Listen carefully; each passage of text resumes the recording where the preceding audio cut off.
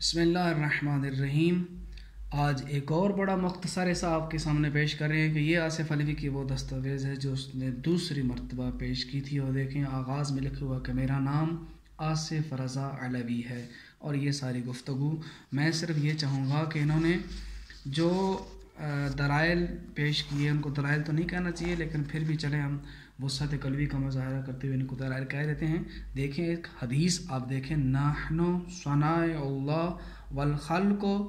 اصل میں یہاں تو پتہ نہیں صنائع لنا، پتہ نہیں کیا لکھا ہوا ہے، اس نے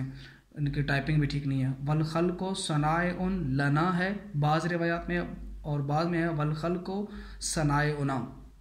بعض روایت میں اس طرح۔ اب دیکھیں ترجمہ اس نے کیا کیا، یعنی کہ اپنے مطلب کو ثابت کرنے کے لیے کہ ائمہ تمام مخلوقات کے خالق ہیں، اس کو ثابت کرنے کے لیے ترجمہ اپنی منمانی والا، ہمیں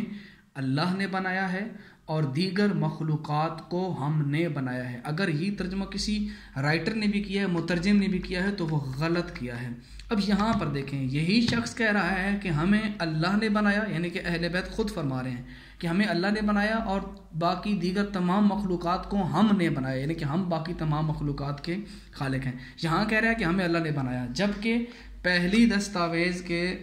56 نمبر پیج پر آئیں تو یہاں آپ کو نظر آئے گا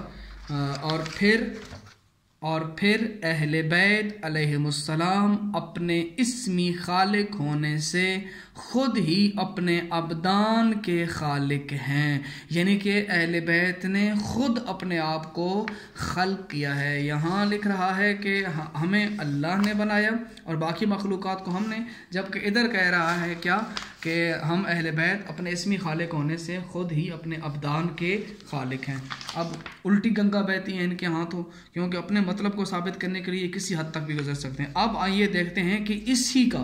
اسی فرمان معصوم کا صحیح ترجمہ کیا ہے۔ یہ آصف علوی کی ہی دستاویز سے ہم آپ کو دکھاتے ہیں۔ دیکھیں اسی دستاویز میں آگے جا کر ایک مقام پر یہ دیکھیے،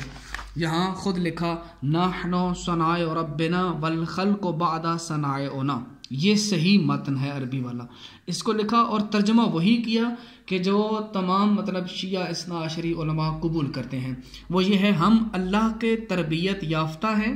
اور باقی تمام مخلوقات ہماری تربیت یافتہ ہیں۔ تو یہ ہے اس فرمان کا صحیح معنی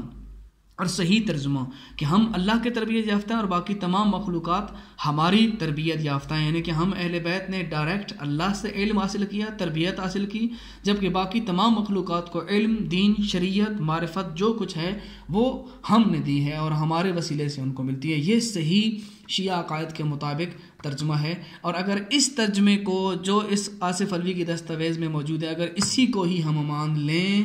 تو اس کے اپنے موقف جو ہے نا وہ ثابت نہیں ہوتا کہ ائمہ علیہ السلام جو ہے نا وہ مخلوقات کے خالق ہیں۔ تو یہ ایک چھوٹا سا ایک گزارش تھی آپ کے سامنے کہ دیکھیں ایک دستاویز میں اور کہہ رہا ہے، دوسرے دستاویز میں کہہ رہا ہے کہ ائمہ نے خود اپنے آپ کو خلق کیا، اور اسی دستاویز میں اپنے ہی موقف کے خلاف ترجمہ بھی پیش کر رہا ہے۔ تو یہ کیسی اضطرابی کیفیت ہے کہ اصل تو یہ ہے کہ اگر